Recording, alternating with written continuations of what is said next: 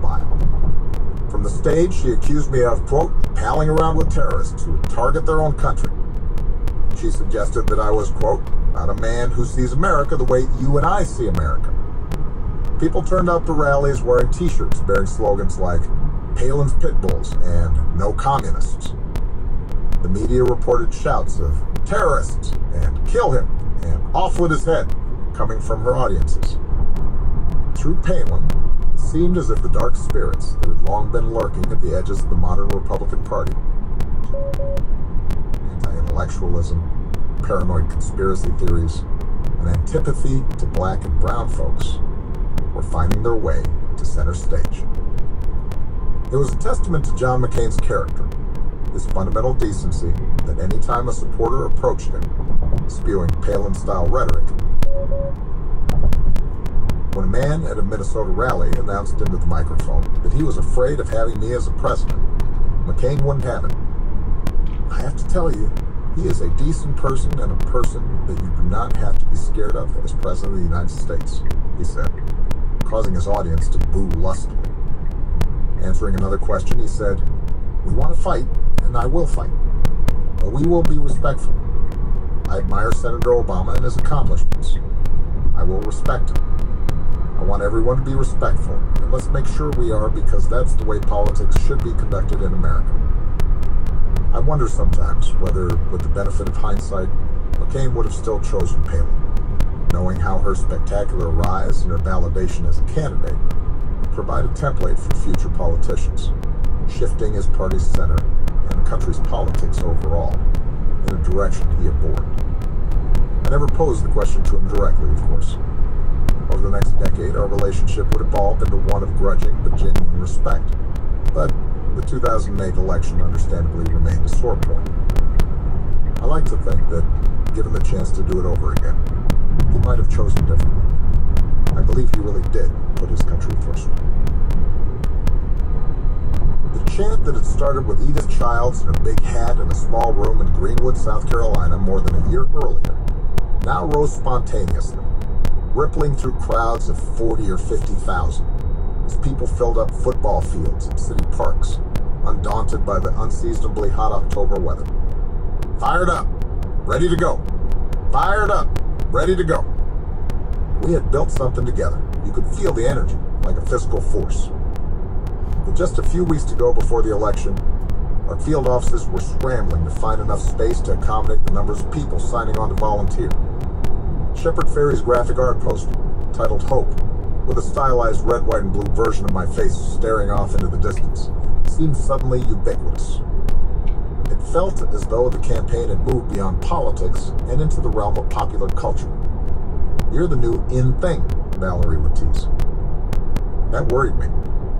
The inspiration our campaign was providing, the sight of so many young people newly invested in their ability to make change, the bringing together of Americans across racial and socioeconomic lines. It was the realization of everything I'd once dreamed might be possible in politics, and it made me proud. But the continuing elevation of me as a symbol ran contrary to my organizer's instincts, that sense that change involves we and not me. It was personally disorienting too, requiring me to constantly take stock to make sure I wasn't buying into the hype, and remind myself of the distance between the airbrushed image and the flawed, often uncertain person I was. I was also contending with the likelihood that if I was elected president, me was next to take on me. Winning the Democratic nomination, I'd begun a spirit news in a way that gave me guilt. Every headline, every story, every expose was another problem for me to solve. The problems were piling up quickly. Despite TARP's passage, the financial system remained paralyzed. The housing market was in a nosedive. The economy was shedding jobs at an accelerating rate, and there was speculation that the big three automakers would soon be in jeopardy. The responsibility of tackling these problems didn't scare me. In fact, I relished the chance. But from everything I was learning, things were likely to get significantly worse before they got better. Resolving the economic crisis, not to mention winding down 2 wars, delivering on healthcare, and trying to save the planet from catastrophic climate change, was going to be a long, hard slog. would require a cooperative Congress, willing allies, and an informed, mobilized citizenry that could sustain pressure on the system, not a solitary savior. So what would happen when change didn't come fast enough? How would these cheering crowds respond to the inevitable setbacks and compromises? It became a running joke between me and the team. Are we sure we want to win this thing? It's not too late to throw it.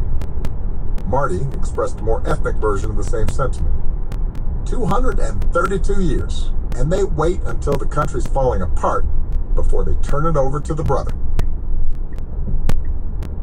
More than anything campaign related, it was news out of... All right, everybody, I'm about to pull up to lunch, but just a little snippet of what I've been listening to. I'll have some longer versions later if y'all are interested, but thanks for joining me for the few minutes. I appreciate it. I'll holla at y'all.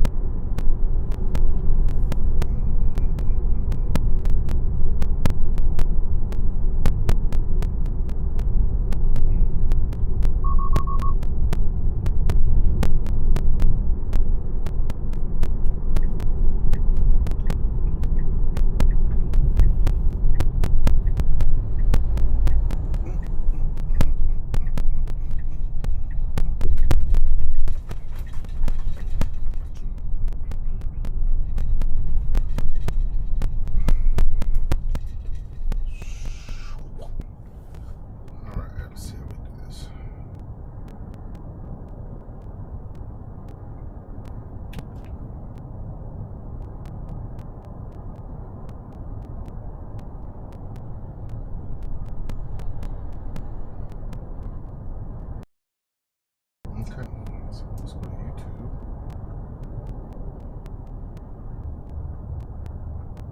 Let me see. What's up, right?